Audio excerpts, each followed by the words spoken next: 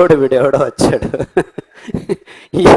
ఏమిటో తెలియదు, దీన్ని పెంచిస్తే కేజీకి 40 రూపాయలు ఇస్తాడంట, నవ్వుకుంటూ నన్ను వెర్రోడు అన్నట్లు పెంచి ఇచ్చాడు ఒకడు. ఆ అర్కాన్ని తెచ్చి, అయితే సామెలను తెచ్చి, సోలిగర్ వాళ్ళు పెంచుతున్నారు, తెచ్చి ఈ మైగ్రేను గ్యాంగ్రీను ఉన్న ఈ డయాబెటిక్ పేషెంట్స్ ఇస్తే 6 వారాల్లో గాయం బాగవటం మొదలు పెడితే 6 నెలల్లో బాగైపోయి వచ్చేసి, సార్ బాగైపోయింది గ్యాంగ్రీను, వాళ్ళు కాళ్ళు తీసేస్తామన్నారు, 60,000 నుంచి 2 లక్షలు ఖర్చు అవుతుందన్నారు, నువ్వేమో పైసా తీసుకోలేదు, బాగు చేసేసావు, అంతా బాగున్నాను నేను, రేపటి నుంచి నార్మల్ భోజనం చెయ్యొచ్చా అని అడిగాడు. అంటే మళ్ళా ఆ వరి అన్నము, పలావు, చికెన్ బిర్యానీ తినొచ్చా అని అడిగి.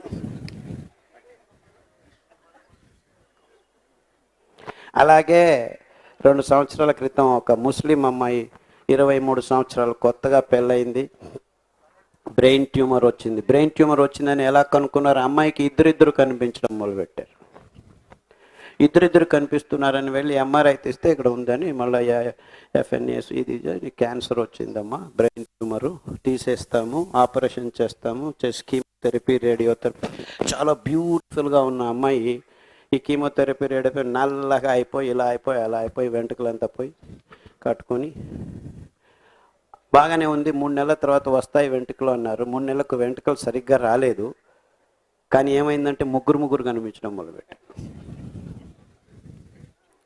మళ్ళా ఎంఆర్ఐ తీసేసా, మళ్ళా పెరిగింది, మళ్ళా రండి, అప్పటికే 6 లక్షలు ఖర్చు అయింది, మళ్ళా మొదలుపెట్టు, రెడ్ వచ్చా మొదలుపెట్టు. మన రెడ్ వచ్చా మొదలుపెట్టు అంటే తెలుసు కదా కథ, ఇలా మాట్లాడుతుంటే రెడ్డి మళ్ళీ వచ్చా, మళ్ళీ మొదలుపెట్టాయి ఆ నాటకం అన్నట్టు. అట్లా అయిపోయింది కథ. సో మళ్ళీ అంటే వాళ్ళు భయపడిపోయి ఇంకేం చేయాలో తెలియక మళ్ళీ 6 లక్షలు లేవు మా దగ్గర. యాక్చువల్లీ సాఫ్ట్వేర్ ఇంజనీర్ భర్త, అంత డబ్బులు ఉన్న వాళ్ళైనా కానీ ఎక్కడి నుంచి తెస్తారు, అక్కడి నుంచి. సో చివరికి ఎవరో చెప్పారు, వీళ్ళు కాదరని ఉన్నాడు, వాడు ఏదో అరికలు, సామలు, కషాయాలు ఏది తాపుతాడు. వచ్చారు 6 వారాల్లో 3 కనిపించేది, 2 కనిపించారు, 2 కనిపించేది, 1 కనిపించారు. 6 నెలలకు బాగా అయిపోయింది. అంటే బాగా పోయిందంటే బాగా కనిపించడం, మాట్లాడడం అంతా జరిపోయింది. చివరికి ఆ అమ్మాయికి నమ్మకం లేదు, బాగా అయింది, ఎందుకంటే మళ్ళీ వస్తుంది అని. సో ఏం చేయాలి, నేనేం చేయలేనమ్మా, బాగున్నావు, బాగుండు, అంతకంటే నేనేం చెప్పలేను, నువ్వు వెళ్ళి మళ్ళీ ఎంఆర్ఐ చేయించుకొని చెప్పేదానికి నా దగ్గర ఎంఆర్ఐ లేదు అని చెప్పి. ఎంఆర్ఐ చేయాలంటే 16,000, 2 సార్లు చేయాలంట, అది ఇది ఉందా లేదా అని. సరే వాళ్ళకి ఎలాగో అలాగ 16,000, 6 లక్షల కంటే తక్కువ అని వెళ్ళి తయారు చేసి చూసుకున్నారు. చూస్తే ఎక్కడ పోయింది అని డాక్టర్ అడిగాడు. ట్యూమర్ ఎక్కడ పోయింది? ట్యూమర్ లేదు, ఏమీ లేదు. అమ్మాయి చెప్పింది, ఇలా కషాయాలు తాగాము, పారిజాత కషాయము, జామాకు కషాయము, రావియాకు కషాయం పొద్దున రాత్రి తాగాము, మధ్యాహ్నం సాదాపాకు కషాయము, దాల్చిన చెక్క కషాయం తాగాము, 3 నెలలకే నాకు బాగవడం, ఇప్పుడు బాగా శక్తిగా ఉంది. ఆ డాక్టర్ ప్రతి ఒక్కరిని 1.5 గంట నడవమంటాడు, నడవలేక చస్తున్నాను రోజు అంటున్నా. నడుస్తుంది, హ్యాపీగా నడుస్తుంది, కానీ నడిచేదానికి ఇష్టం లేదు. ఎందుకంటే ఆ నడిచే సంప్రదాయం మన దేశంలో నుంచి మాయమైపోయింది. చిన్న ఇక్కడి నుంచి అక్కడ పోరా అంటే స్కూటర్, అక్కడి నుంచి ఏమంటే కారు, ఇక్కడి నుంచి అక్కడ ఇంకా నేను ర్యాకెట్లో వెళ్ళిపోతాను అంటాడు ఇక్కడి నుంచి అక్కడికి. So we have lost the good things in our life. ఇప్పటికీ నడుస్తుంది అమ్మాయి, she's fine. Actually it's been 2.5 years, ఏమీ ఇబ్బందులు లేకుండా. ఇలా చాలా కేసులు ఉన్నాయి. Blood cancer, lung cancer, kidney పేషెంట్లు, క్రియాటినిన్ ఎక్కువైంది, ఇంకా డయాబెటీసు, బీపీ, గ్లూకోజ్ ఎక్కువ అవటం, తక్కువ అవటం, కిందికి పోవటం, పైకి పోవటం, ఈ కంట్రోలు టక్కని అదంతకదే వచ్చి కూర్చుంటుంది మీ దేహంలో. ఎందుకు? ఈ ధాన్యాలు వరి బియ్యంలాగా, గోధుమల్లాగా పిష్ట పదార్థం అనుపాతం ఒక్క సంఖ్యలో ఉంటుంది, ఒక్క అంకెలో. అంటే కొర్రల్లో 60 పీచు పదార్థం 8, 60/8, 7/8 7 పాయింట్ సంథింగ్. అండుకొర్రల్లో 12.5 పీచు పదార్థం, 69% పిష్ట పదార్థం. సో దాదాపు 70/12.5 5.5 వస్తుంది. అలాగా రాగుల్లో చూస్తే పీచు పదార్థం 3.6, పిష్ట పదార్థం 60-70, సో 20-25 వస్తుంది. బియ్యంలో వరి బియ్యంలో చూస్తే పిష్ట పదార్థం 79, పీచు పదార్థం 0.2, అంటే అనుపాతం 395. ఈ ఒక్క కారణానికే ఈ టెక్నికల్ సైంటిఫిక్ పాయింట్, ఈ 5 ధాన్యాల్లో పీచు పదార్థం పిష్ట పదార్థం అనుపాతం ఒక్క అంకెలో ఉంటే మిగిలిన ధాన్యాల్లో అన్నిట్లోనూ 20-25 కంటే ఎక్కువ ఉందన్నమాట. అందుకే ఈ పీచు పదార్థం పిష్ట పదార్థం పొరలు పొరలుగా అంతర్లీనమై సంక్లిష్టంగా సంకీర్ణంగా దేవుడు రచనాత్మకంగా ఈ ధాన్యాల్ని సృష్టించడం వల్ల మన దేహంలోకి రక్తంలోకి గ్లూకోజు అంచెలంచెలుగా సమాధానంగా సంయమంతో సమతూలనంగా చాలా నియంత్రణతో విడుదల కావటం వల్ల రక్తంలో గ్లూకోజ్ సమతూలనంగా ఉండటం ఈ 5 ధాన్యాల వల్లనే సాధ్యమవుతుంది అని మేము వచ్చిన డయాబెటిక్ రోగులకి ఒక 5 మందికి HbA1c 5, 6, 7 ఉంటే బాగున్నారని, వాళ్ళకి ఏమి ఇబ్బందులు కావు. 10 ఉందనుకోండి, అంటే వాళ్ళు ఏదైనా తీసుకుంటే మూత్రంలోకి గ్లూకోజ్ వెంటనే వచ్చేస్తుంది. అంటే బియ్యపు గంజి తాగించాము ఒక 10 మందికి, మూత్రంలో గంట తర్వాత గ్లూకోజ్ చూస్తే ఇంత వచ్చేస్తుంది. రాగులు తాగిస్తే కొద్దిగా తక్కువ వస్తుంది. అదే కొర్రలు తాగిస్తే గ్లూకోజ్ రాదు, కనపడలేదు. అండు కొర్రలు తాగిస్తే కనపడలేదు, 3-4 గంటల తర్వాత కనిపిస్తుంది అన్నమాట. అంటే రక్తంలోకి గ్లూకోజ్ను నిదానంగా ఈ 5 ధాన్యాలు వదులుతాయని ఈ చిన్న ప్రయోగం చేసి కనిపెడు. దీన్ని రీనల్ టాలరెన్స్ టెస్ట్ అంటారు, RTT. సో ఇలాంటి చిన్న ప్రయోగం ఒకటి, అంటే తాత్కాలికంగా వెంటనే ఫలితం కనిపిస్తుంది, చాలా రోజులు వెయిట్ చేయాల్సిన పని లేదు. అయితే RTT బాగానే ఉంది, నిజంగా రోగికి బాగవుతుందా అంటే 6 నెలల తర్వాత రోగి బాగానే ఉన్నాడా, 6 సంవత్సరాల తర్వాత బాగున్నాడా, 10 సంవత్సరాల తర్వాత బాగున్నాడా? సో ఇలా మేము గడిచిన 15-20 సంవత్సరాల నుంచి రోగుల్ని ఫాలో అవుతూ 100 మంది ఇన్సులిన్ తీసుకున్న వాళ్ళు కూడాను వదిలేసిన తర్వాత ఇప్పటికి 7, 8, 10 సంవత్సరాలైనా హ్యాపీగా ఈ సిరిధాన్యాన్ని తినుకుంటూ ఏ ఇబ్బందులు లేకుండా జీవితాన్ని గడుపుతున్నారు. గట్టిగా తట్టండి, ఇంక ఇంతకంటే మంచి విషయం ఏం కావాలి?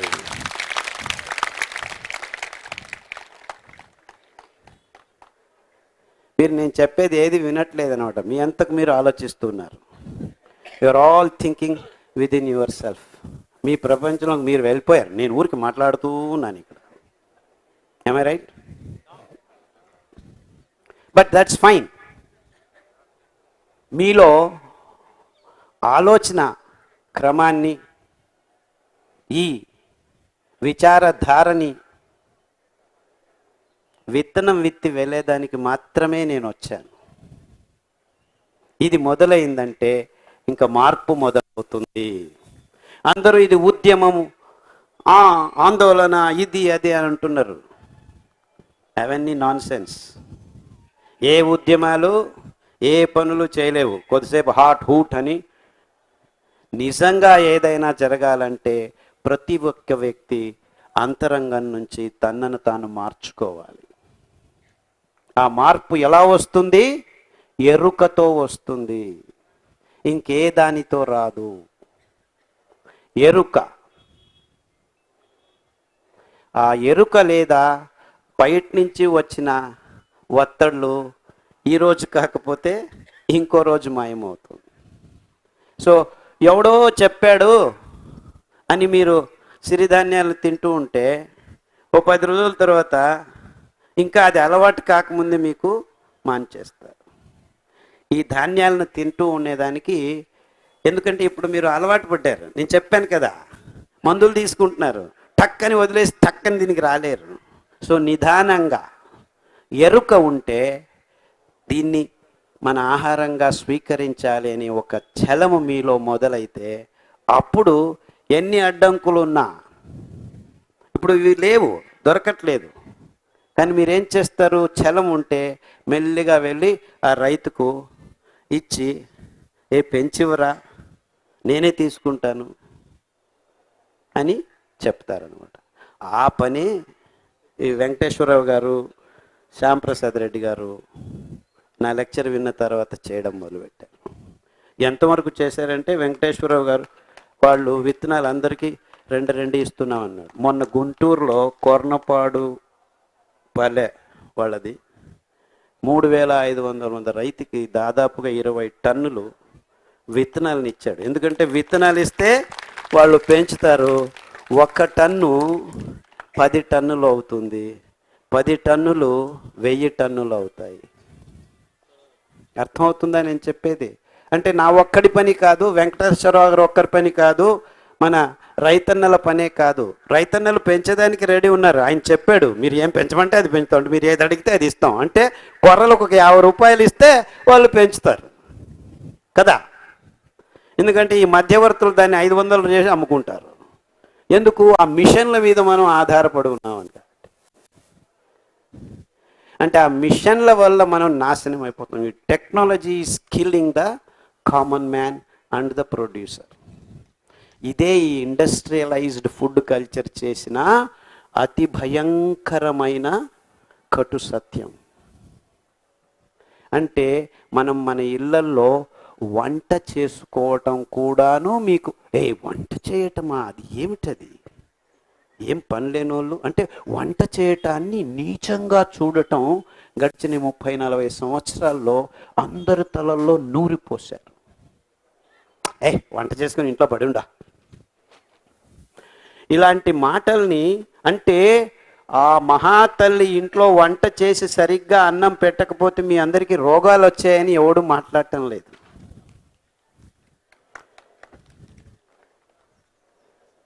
నిజంగా మీరు గట్టిగా చప్పట్లు కొట్టాల్సిన విషయం ఇది. అంటే ఆడవాళ్ళని చులకన చేయటం ఈ ఇండస్ట్రియలైజ్డ్ ఫుడ్ కల్చర్లో మొదలుపెట్టారు. వంట చేస్తూ ఉంటుంది, నీచంగా చూడటం. ఇన్ఫ్యాక్ట్ ప్రపంచంలో వంట చేసి తినిపించడం అంత మహత్కార్యము, అద్భుతమైన పని ఇంకేదీ లేదు. The moment you lose your kitchen, you have lost everything.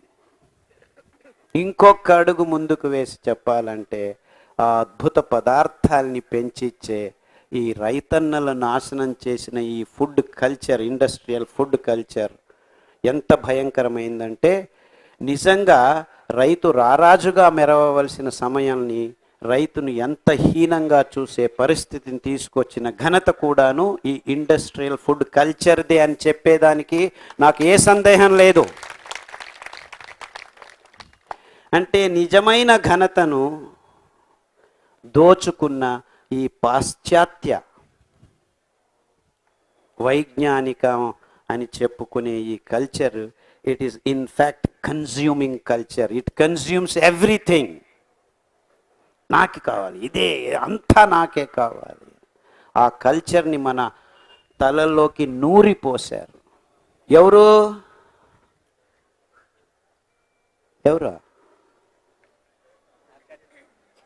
ప్రకటనలు. కాంప్లాను తాగించండి, మీ అమ్మాయి 4 పట్లు పెరుగుతుంది. 4 రోజులు కక్కస్ రాదు అమ్మాయికి, అంతే. టూత్ పేస్ట్ వాడండి, మీ పళ్ళు గట్టిగా అవుతాయి, కాల్షియం పోయి అంటుకుపోతుంది మీ పళ్ళకి. చూసారా ఎంత అవైజ్ఞానికం ఈ ప్రకటనల్లో? కాల్షియం ఏమి అంటుకుపోదు. పాల నుంచే కాల్షియం సరిగ్గా రావట్లేదు, కాల్షియం ట్యాబ్లెట్లు ఇస్తున్నారు, పాలు తాగిస్తున్నారు. కానీ 128 మందికి ఆస్టియోపోరోసిస్ ఉంది ప్రపంచంలో. అంటే వీళ్ళు చెప్తున్నదంతా అబద్ధమని ఈ ఒక్క ఉదాహరణ చాలు.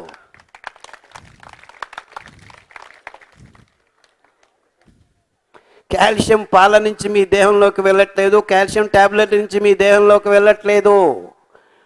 ఒక్క నువ్వుల లడ్డు వారానికి ఒకసారి తినండి, గట్టిగా నెట్టిగా నించుంటారు. ఎందుకంటే నా దగ్గరికి ఒక ఆవిడ రక్తం క్యాన్సర్ అని వచ్చింది. వారం వారం రక్తం కడుతున్నారు, 38 సంవత్సరాలు ఆవిడ. ఎంతవరకు అయిందంటే 3 సంవత్సరాల నుంచి చేస్తున్నారు. చివరికి బోన్స్ గిన్స్ అయిపోయి ఇలా వంగిపోయింది ముసలివాళ్ళలాగా. అక్కడే ఇంట్లోనే కూర్చోబెట్టేసి రక్తం ఇస్తారు వారం వారం. ఎక్కడి నుంచో కాదు, కాకినాడ దగ్గర నుంచి. నేను చెప్పిన లెక్చర్స్ విని వాళ్ళు వారానికి ఒకసారి నువ్వుల లడ్డు ఇప్పించి పారిజాత ఆకు, జామాకు, రావి ఆకు, మధ్యాహ్నం పూట బొప్పాయి ఆకు, ఇలా కషాయాలను తాపించి 3 నెలల్లో ఆవిడ రక్తం విరిగి తక్కువ కావటం, పూర్తిగా దేహం నుంచి పారిపోవటం ఒకవైపు అయితే, టక్కని లేచి ముందుగా 38 ఎంత ఉండాలో అంత ఎత్తు తయారైంది ఆవిడ. అంటే ఆ బోన్ కావాల్సిన కాల్షియం నిజంగా మీకు మీ దేహంలోకి సరిగ్గా సంగ్రహింపబడాలంటే నిజమైన ఆహార పదార్థాల నుంచే మీ దేహం సరిగ్గా తీసుకుంటుంది. నువ్వుల్లో మీకు 1 లీటరు పాలల్లో దొరకాల్సిన కాల్షియము 100 గ్రాముల్లో దొరుకుతుంది. ఏ డాక్టర్ అయినా మీకు కాల్షియం తక్కువ అయిందంటే నువ్వుల లడ్డు తిను అని చెప్పారా? చెప్పరు. ఎందుకంటే వాళ్ళు ట్యాబ్లెట్లను అమ్మాలి. $1 బిలియన్ బిజినెస్ ఇది. సప్లిమెంట్స్ అమ్మేది. ఈ విటమిన్ కావాలి, ఆ విటమిన్ కావాలి, ఇది తీసుకో, అది తీసుకో. ఈ విటమిన్ B12 మీకు రానే రాదు, మాంసాహారులకు మాత్రమే దొరుకుతుంది. కానీ ప్రపంచమంతా మాంసం తింటుంది ఇప్పుడు. అయినా విటమిన్ B12 ఎందుకు తక్కువ అవుతుంది? తెలంగాణ, ఆంధ్రాలో 97% పీపుల్ ఈట్ మాంసం అంట. కానీ ఆంధ్ర రాష్ట్రంలో B12 చాలా తక్కువైందని ఇప్పుడు డాక్టర్లు అందరూ B12 టాబ్లెట్స్, B12 మాంసం తింటున్నారు. మరి B12 ఎందుకు రావట్లేదు? ఎందుకు రావట్లేదు? ఎందుకంటే మీరు సరిగ్గా దాన్ని పీల్చుకోలేకపోతున్నారు. మీకు మాంసంలో అది కాదు నిజంగా B12 వచ్చేది. మజ్జిగ తాగండి, నువ్వుల పాలని తోడుకు వేసుకొని మజ్జిగ చేసుకొని 100 ml మజ్జిగ తాగండి, మీ B12 ప్రాబ్లం 3 వారాల్లో మాయమైపోతుంది.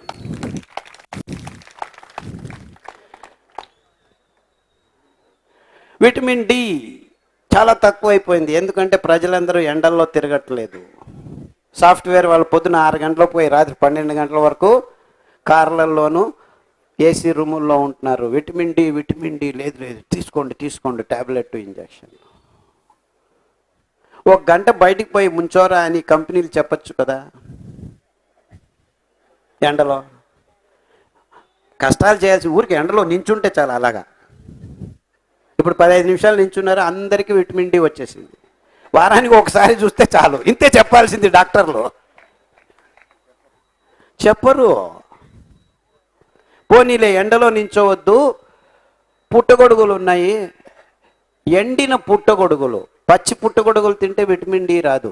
పుట్టగొడుగులను ఎండబెట్టుకొని వారానికి ఒకసారి ఒక పిడికెడు మళ్ళా నీళ్ళల్లో నానబెట్టి ఆ నీళ్ళను పారవేయకుండా ఏదో కర్రీ చేసుకొని తినండి. జొన్న రొట్టెతోనో కొర్రల రొట్టెతోనో విటమిన్ డి మీకు నిండుగా వచ్చేస్తుంది. ఇది చెప్పచ్చు కదా. చెప్పరు. ఎందుకంటే అనాది కాలం నుంచి ఉత్తర ధ్రువం దగ్గర ఉన్న చాలా దేశాలు సూర్యుడు 4 నెలలు వాళ్ళకు రానే రాడు. కానీ వాళ్ళకి ఈ ప్రాబ్లం లేనే లేదు. ఎందుకంటే ఎండ వచ్చినప్పుడు వాళ్ళు పుట్టగొడుగులను ఎండబెట్టుకొని హ్యాపీగా ఆ సూర్యుడు లేని నెలల్లో వారానికి 2 సార్లు తింటారు, గట్టిగా ఉన్నారు. ఒక్కరు ఇలా వంగిపోలేదు. కానీ మన తెలంగాణ, ఆంధ్రాలో చాలామంది ఇలా వంగిపోయారు. మనకు ఎండ ఉంది, పుట్టగొడుగులు ఉన్నాయి, కాల్షియం టాబ్లెట్లు తీసుకుంటున్నాము, మాంసము తింటున్నాము. నేను ఎందుకు ఇలా వ్యంగ్యంగా చెప్తున్నానంటే వాళ్ళని వ్యంగ్యం చేయాలని కాదు, వాళ్ళు చెప్తున్నవి నిజం కావు అని చెప్పేదానికి చెప్తున్నాను. మనం వాటిని గమనించట్లేదు అని చెప్తున్నాను. అంటే మీరు డాక్టర్ల చుట్టూ తిరుగుతూ ఉంటే మీకు ట్యాబ్లెట్లు, ఆపరేషన్లు తప్పవు. ఇంతకంటే ఏమీ జరగదు. గ్యారెంటీ. రండి, ఇటువైపు రండి, మీ వంటిళ్ళల్లోకి అడుగు పెట్టండి. మీ చేతులతో మీరు వంటలు చేసుకోండి. మీ పిల్లలకు తినిపించండి, మీ భర్తలకు తినిపించండి. మీ భర్తలను కూడా చెవు పట్టి వంటింట్లోకి లాగండి, రుబ్బమనండి, కట్టెగానుగ నూనెను తీసుకురమనండి. వాళ్ళనే వెళ్ళి ఎద్దుల మీద నుంచొని కట్టెగానుగ నూనెను తీయమనండి. కట్టెగానుగ నూనెల్లో అందమైన అద్భుతమైన పోషకాంశాలు, వెర్రి నువ్వుల నూనెలో మీ వెర్రిని బాగు చేసే గుణం ఉంది. బుద్ధిమాంద్య పిల్లలకి వెర్రి నువ్వుల నూనె, కొబ్బరి నూనె ఉదయం 3 చెంచాలు, ఎక్కువ అవసరం లేదు. పడిగడుపున తాపండి. 6 నెలల్లో అద్భుతంగా బుద్ధిమాంద్యాన్ని వదిలి కొద్దిగా బుద్ధివంతులు అవుతారు. దానికి తోడు కొర్రలు, అండుకొర్రలు మూల ఆహారంగా తినిపించండి. ఏ ఇబ్బందులు లేకుండా కళ్ళల్లో కళ్ళు పెట్టి చూడకుండా ఉన్న ప్రజ్ఞారహిత పిల్లలు సమేతం కొద్దిగా మెరుగవుతూ మెల్లిమెల్లిగా 4-5 సంవత్సరాల్లో వాళ్ళ పనులు వాళ్ళు చేసుకున్నట్టు చేసిన ఘనత ఈ సిరిధాన్యాలది, ఆ వెర్రి నువ్వుల నూనెది అని చెప్పేదానికి నాకు చాలా చాలా సంతోషంగా ఉంది. ఒక్కరు కాదు, ఇద్దరు కాదు, 100 మంది పిల్లలు హ్యాపీగా ఉన్నారు. ఫిట్స్ వస్తున్న వాళ్ళు ఈ పదార్థాల్ని, ఈ నూనెల్ని, కషాయాల్ని తాగి ఫిట్స్ రాకుండా ఇప్పటికి 8, 10, 12 సంవత్సరాలుగా హ్యాపీగా ఉన్నారు. ఎంత సింపుల్గా ఉంది చూడండి ఇది. Is it not that simple? It is so simple. In fact నేను ఇలా కర్ణాటకలో ఒక 10 సంవత్సరాల క్రితం ఒక డాక్టర్ లేచి, ఈజ్ దట్ సో సింపుల్ అన్నాడు. సార్, ఇంత కష్టపడి చెబుతున్నాను నేను, ఉపోద్ఘాతము ఇది అది అని పెద్దగా నేను డ్రామాలాగా చెప్తూ వస్తున్నాను అందరికీ. ఇదంతా నాటకం అవసరం లేదు. నిజంగా ఇంత కాంప్లికేట్ చేసి చెప్తున్నాను నేను, ఇంకా సింపుల్గా చెప్పనా అని అడిగాను. టెల్ మీ అన్నాడు. 1 గంట నడవయ్యా, వారానికి ఒకసారి నువ్వుల లడ్డు లేకపోతే రాగి లడ్డు తినవయ్యా, పొద్దున సాయంకాలం మనందరికీ శక్తినిచ్చే ఆ సూర్యుని 10 నిమిషాలు 15 నిమిషాలు ఆ సమయంలో ఆయన లేచేటప్పుడు మునిగేటప్పుడు ఆ దేవుణ్ణి ఒక 15 నిమిషాలు ధ్యానం చేయి. మేము దేవుని నమ్మమని ధ్యానం చేయి, పర్వాలేదు అని చెప్పాను. ఏదో ధ్యానం చేసేటప్పుడు అల్లా అనాలి, లేకపోతే కృష్ణ అనాలి, విష్ణు అనాలి. మేము ఏ దేవుణ్ణి దేవుని నమ్మమని ధ్యానం చేయి, ఇంకేమీ లేదు, నో ఇష్యూస్. కానీ ధ్యానం చెయ్యి. సిరిధాన్యాలు తిను, కషాయాలు తాగు, ఇంతే. ఎంత అయింది? 3 నిమిషాలు చెప్పాను. మధ్యలో మళ్ళీ డీవియేషన్, నేను మళ్ళీ డ్రామా. ఆ డ్రామా అవుతున్న పక్కకు పెట్టేయచ్చు. Takes only 45 seconds and life is so simple. Can we make that happen? ఇంత బాగా ఉంది. కాఫీలు టీలు తాగడం మాత్రం మేము వదలలేం బాబు, ఏదో ఒకటి చెప్పుకోవాలి. ఎందుకంటే I have had last 15 years చాలామంది అన్నీ చేస్తున్నాం సార్, కానీ HbA1c తగ్గట్లేదు.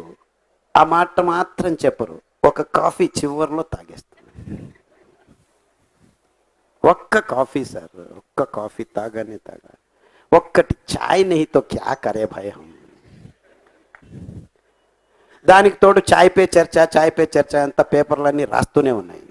ఆయన పాపం ఏదో చాయ్ చేసుకొని అమ్ముకున్నాడు, ప్రైమ్ మినిస్టర్ అయ్యాడు. దానికి అందరూ ఛాయ్లు తాగుతూనే ఉన్నారు. ఈ ఛాయ్లు కాఫీలు తాగే మన కొండలన్నీ నాశనం అయిపోయాయి.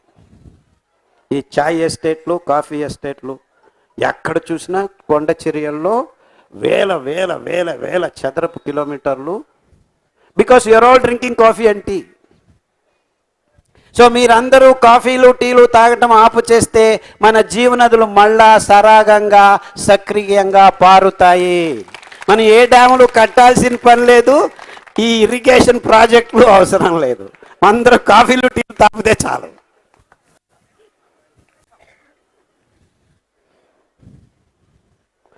ఆయన నాకు చాలా ఆప్తుడు, సక్రియంగా అర్థం చేసుకుంటున్నాడు కాబట్టి ఆయన మీద జోకులు వేస్తున్నారు. అందరు ఇరిగేషన్ మినిస్టర్ల మీద, ఇరిగేషన్ ఇంజనీర్ల మీద నేను ఈ జోకులు పెట్టలేదు. ఆయన నా అదృష్టం కొద్ది ఇక్కడ కూర్చున్నాడు కాబట్టి కొద్దిగా జోకులు వేసుకుంటూ ఉంటాను. It is very simple now. ఇంతవరకు మనకు దారి లేదు, పర్యాయం కనిపించలేదు, ఇప్పుడు కనిపించింది. ఎంతవరకు కనిపించిందంటే మొత్తం ప్రపంచానికే మనము ఈ అద్భుతమైన ఆరోగ్య రహదారిని పరిచి, రండి మీరు చేయాల్సింది ఇంతే, ఈ దారిలో నడవండి అని చెప్పేంత వరకు గడిచిన 15 సంవత్సరాల్లో మా అనుభవంలో ఎంతోమంది ఆరోగ్యం వైపు నడుస్తున్నారు. మీరందరూ నడవండి, మీరందరూ ఈ బియ్యము, ఈ గోధుమలు ఇవన్నీ ఇప్పుడు చేస్తున్నాము, లేదని చెప్పలేదు. నిదానంగా, ఇప్పుడు కాకపోయినా వచ్చే సంవత్సరం, అంటే 1 కేజీ బియ్యానికి పెంచాల్సిన ఈ సహజ సంపత్తును మనం 35 కేజీలు పెంచుకోవచ్చు. 350 మందికి భోజనాలు అవుతాయి. అంటే ముందు తరాల ఆహారం ఈ అద్భుతమైన సిరి ఆహారం. యాక్చువల్లీ ఈ 5 ధాన్యాలని కూడాను చిరుధాన్యాలు, తృణధాన్యాలు, కిరుధాన్యాలు అని పిలిచేవాళ్ళు. కానీ ఇందులో ఈ అద్భుత గుణాలు ఉన్నాయని 15 సంవత్సరాల క్రితం దీనికి నేను సిరిధాన్యాలు అని పేరు పెట్టామన్నమాట. సో ఈ 5 ధాన్యాలు రోగాల్ని బాగు చేస్తాయి కాబట్టి, ఈ అనుపాతం ఒక అంకెలో ఉంది కాబట్టి, ఆరోగ్యాన్ని సమృద్ధంగా అందజేస్తుంది కాబట్టి పాజిటివ్ గ్రెయిన్స్ అని పిలుస్తున్నాము, సకారాత్మక ధాన్యాలు. రాగులు, జొన్నలు, సజ్జలు, వరిగలు, మొక్కజొన్నలు ఈ అనుపాతం ఎక్కువ ఉంది కాబట్టి గ్లూకోజ్ని రక్తంలోకి 5 ధాన్యాల కంటే కొద్దిగా ఎక్కువగా, కొద్దిగా నియంత్రణ తక్కువతో విడుదల చేస్తాయి కాబట్టి తటస్థ ధాన్యాలు అని పిలిచాము. అంటే మీరు వట్టి రాగులు, జొన్నలే తింటున్నారు అనుకోండి, మీకు రోగం రాదు యాక్చువల్లీ. కానీ మీరు రాగులు, జొన్నలు మాత్రమే తినరు, అక్కడ పోయి పలావు, ఇక్కడ పోయి చపాతి, ఇక్కడ పోయి బిస్కెట్, అక్కడ పోయి కేకు తింటారు, అందుకే రోగాలు వస్తాయి. కానీ రోగం వచ్చింది రాగులు, జొన్నలు తింటాను అంటే కుదరదు, రోగం బాగా కాదు. గొంతులో పడ్డాము, పైకి రావాలంటే ఈ పంచరత్నాలే మనకు దారి, వేరే దారి లేదు. అందుకే ఇవి సిరిధాన్యాలు, రాగులు, జొన్నలు, సజ్జలు, వరిగలు, మొక్కజొన్నలు తటస్థ ధాన్యాలు. ఇంకా చెరకు, వరి, గోధుమల మాట ఏమిటి? ఖచ్చితంగా నకారాత్మక ధాన్యాలు.